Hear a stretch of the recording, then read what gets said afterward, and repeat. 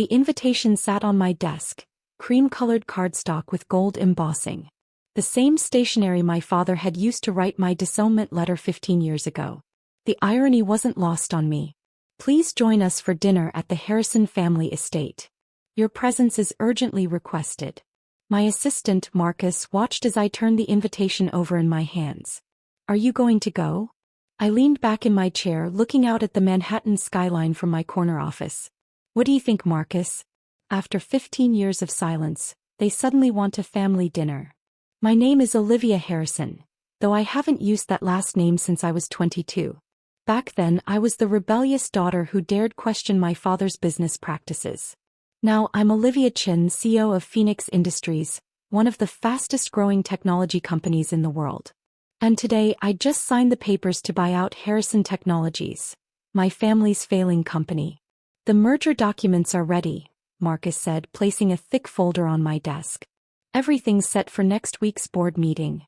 I nodded, still staring at the invitation. Have you seen the latest numbers from Harrison Tech? Marcus pulled up a tablet, scrolling through reports. Stocks are down 60% from last year. Your sister's latest product launch tanked. Rumor is they won't even make payroll next month. My perfect younger sister. The golden child who could do no wrong in my father's eyes. The one he handpicked to run the company. The one who stayed silent the day he threw me out. Book me a flight to Boston, I said finally. Let's see what they want. The Harrison estate hadn't changed in 15 years. The manicured lawns, the imposing stone facade, the suffocating sense of old money and older expectations. As my car pulled into the circular driveway, I spotted other vehicles already there. Jessica's Range Rover, my father's Bentley. Marcus had insisted on arranging a car to wait for me outside just in case. Smart man. The butler, not the same one from my childhood, opened the door before I could knock. Miss Harrison, he greeted me formally. Miss Chen, I corrected. His eyes widened slightly, but he nodded. Of course. My apologies. The family is waiting in the study. Of course, the study. Where every important Harrison family decision had been made. Where my father had once told me I was no longer welcome in his house or his company. I straightened my Chanel jacket and followed the butler down the familiar hallway. Family photos lined the walls. Jessica's graduation, Jessica's wedding, Jessica becoming CEO. My face was conspicuously absent, every trace of me carefully removed. The study door was open. My father sat behind his massive desk, looking older than I remembered but still radiating authority. Jessica perched on the leather sofa, her designer outfit unable to hide her nervous fidgeting. In the corner, my mother sat silently, just as she had the day I left. Olivia, my father said, standing. Thank you for coming. I remained in the doorway. Well, when the great Richard Harrison requests your presence, how can you refuse? Jessica flinched. Father's jaw tightened, but he pressed on. Please. Sit. We have much to discuss. I chose an armchair near the door, crossing my legs. Silence stretched uncomfortably before my father finally spoke. We're aware of your success in recent years. I raised an eyebrow. By success, you mean building a billion-dollar company from scratch while you were grooming Jessica to run Harrison Tech into the ground. Olivia, please, my mother said softly. We're trying to have a civil conversation. Civil? I laughed. Like the civil way you all sat there while father threw me out? Or the civil way you pretended I didn't exist for 15 years? Jessica stood suddenly. We made mistakes, okay? Is that what you want to hear? We were wrong. I studied her carefully. For the first time I saw it, the tension in her shoulders, the shadows under her eyes. Running a failing company didn't suit her. Why am I here? I asked, turning to my father. He sighed, looking every bit his 65 years. Harrison Technologies is in trouble. We need your help. And there was not an apology, not acknowledgement of the pain they caused, just another business transaction. Pie help. I kept my voice neutral. What kind of help? We've seen what you've done with Phoenix Industries, he said. The innovation. The growth. We need that at Harrison Tech. Jessica jumped in. We're offering a partnership. Equal say in the company's direction. I almost laughed. They had no idea how close they were to having no say at all. Let me get this straight, I said, standing. For 15 years I was the family disappointment. The one who didn't understand business. The one not worthy of the Harrison name. And now that you're failing, suddenly I'm good enough. That's not fair, Jessica protested. Things are different now. Different. I turned to her. Different how? Because you failed at the job you were handed on a silver platter. Enough, my father snapped. His voice cracked like a whip. We're offering you a chance to come home, Olivia. To be part of the family again. I reached into my briefcase and pulled out the merger documents. That's a generous offer, Dad. But I have a counterproposal. I placed the papers on his desk. His face went pale as he read. What is this? The future of Harrison Technologies, I said calmly. Phoenix Industries has been quietly buying shares for months. As of next week's board meeting, we'll hold controlling interest in your company. Jessica grabbed the papers, her eyes scanning frantically. This is impossible. You can't. Can't what? I asked. Can't outmaneuver the mighty Harrisons? Can't build something bigger and better than you? Can't take everything you thought was yours? My father shot to his feet, his face red with anger. You planned this? All of it? No, Dad. You planned this. The moment you decided Jessica was more worthy of your love, your trust, your legacy, you set this in motion. I just learned from your example. The silence was suffocating. My mother's hands were clasped tightly in her lap. Jessica looked like she might be sick. My father just stared at the documents as though glaring might make them change. The board meeting is Tuesday at 10, I said, standing. Take the weekend to come to terms with it. Please, my mother whispered, trembling. Olivia, we're your family. I turned to her, bitterness rising. Family? Where was this family when Dad threw me out? When Jessica took everything that should have been shared? When I was struggling to survive? You never needed us, Jessica said quietly. Look at what you've built. I laughed bitterly. You think Phoenix Industries happened by magic? I worked 18-hour days. Lived in a tiny apartment. Ate ramen noodles. And you know what kept me going? Knowing that one day I'd be strong enough to show you what you threw away. So this is revenge, my father said finally. No, Dad. This is business. Isn't that what you always taught us? Never let emotions cloud your judgment. Back in the hallway, Marcus called. Most of the board is already on our side, he reported. They've seen the numbers. They know Harrison Tech can't survive without us. Good, I said. Get the press release ready after Tuesday's vote. When I hung up, my mother was standing in the doorway. You thought of everything, didn't you? She asked softly. I had to. You all taught me that nothing less than perfection was acceptable. Her face crumpled. We were wrong, Olivia.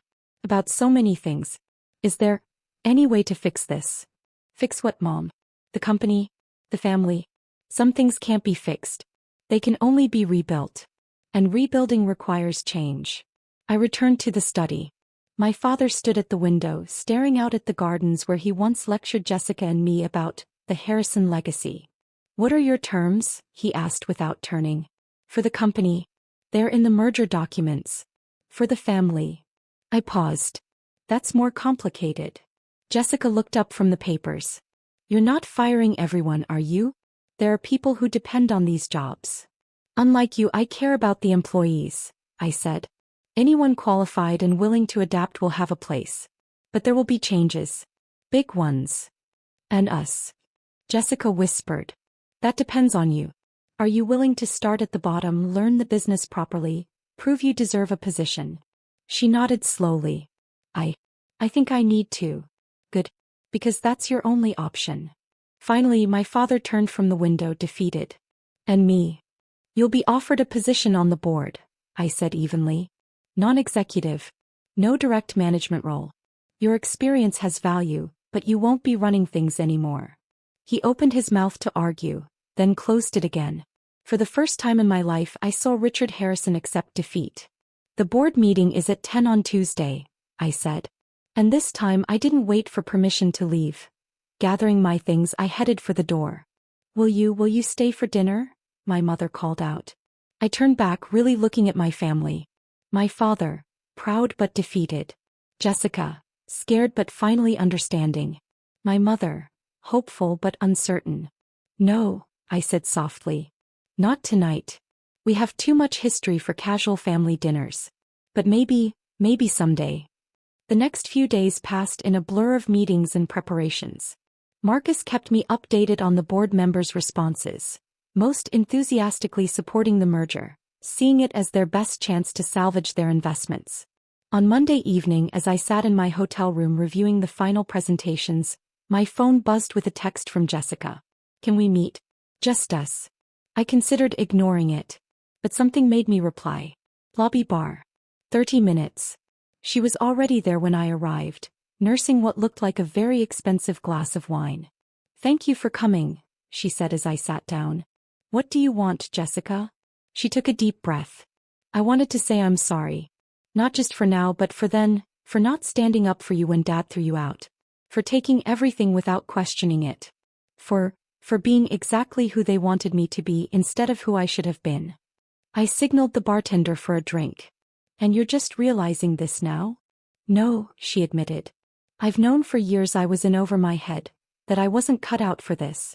But I was too proud, too scared to admit it." "So what changed?" "You did. Seeing what you've built, how strong you've become, it made me realize what real leadership looks like." I studied my sister, searching for any sign of manipulation. But all I saw was exhaustion and genuine regret. "You know things can't go back to how they were," I said finally. "I know. I don't want them to. I want to learn. Really learn, from the ground up. Will you teach me?" The next morning I stood before the Harrison Technologies Board of Directors, my father and sister seated among them, as I presented Phoenix Industries' vision for the merged companies. I couldn't help but appreciate the symmetry of the moment. 15 years ago in this very room, my father had told me I wasn't worthy of the family business. Now I was showing him exactly what he had thrown away. The vote was unanimous. By noon, Harrison Technologies was officially part of Phoenix Industries. As the board members filed out, my father approached me. "You've won," he said simply. "This isn't about winning, Dad. It's about fixing what's broken, in the company and maybe eventually, in the family." He nodded slowly. "I underestimated you. I was wrong."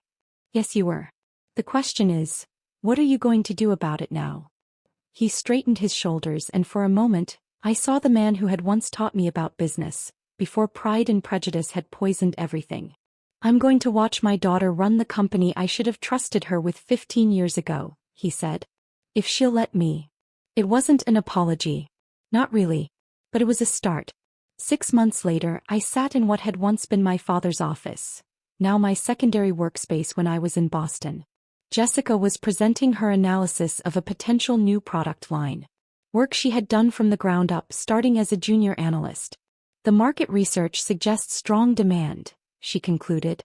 "But we'll need to address these production challenges." I watched as my sister confidently handled questions from the team, showing a grasp of details she'd never bothered with before.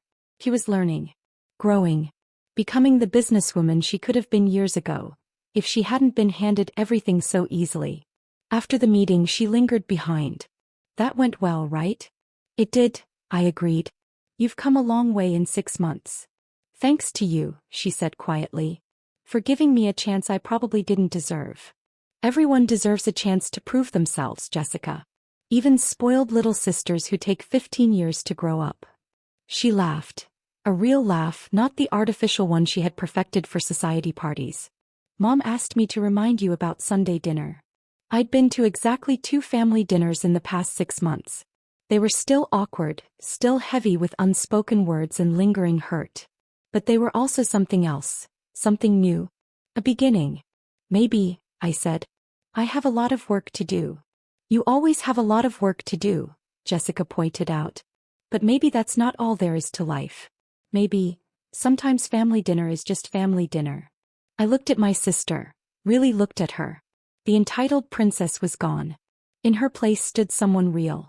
Substantial. "Maybe," I agreed.